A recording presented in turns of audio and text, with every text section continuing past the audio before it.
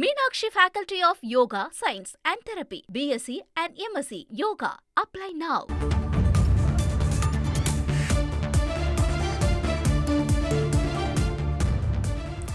சிறுவன் கடத்தல் வழக்கில் எம்எல்ஏ ஜெகன்மூர்த்தி மற்றும் சஸ்பெண்ட் செய்யப்பட்ட ஏடிஜிபி ஜெயராமிடம் ஒன்றாக விசாரணையானது நடைபெற்று வருகிறது. கூடுதல் விவரங்களோடு இணைகிறார் நமது செய்தியாளர் பாலாஜி. வணக்கம் பாலாஜி, எங்கே வைத்து இந்த விசாரணையானது நடைபெற்று வருகிறது? எவ்வளவு நேரம் இந்த விசாரணை நடைபெற்று வருகிறது? இந்த வழக்கின் அடுத்தடுத்த கட்ட நகர்வுகள் என்னவாக இருக்க போகிறது? முழு விவரங்கள்.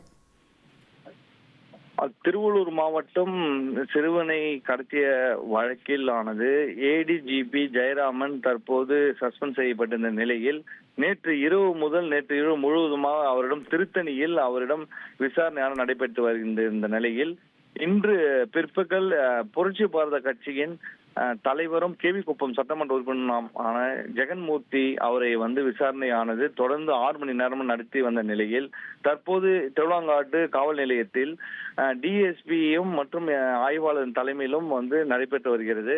இதன் தொடர்பாக தற்போது திருத்தணியிலிருந்து சஸ்பெண்ட் செய்யப்பட்ட ஏடிஜிபி ஜெயராமன் அவர்களும் தற்போது இங்க திருவிழாங்காடு காவல் நிலையத்தில் வந்திருக்கிறார். ஆகியவை இருவரையும் கூட்டாக விசாரணை தற்போது ஆனது தொடங்கி 2ஆம் கட்ட விசாரணையானது நடைபெற்று வருகிறது.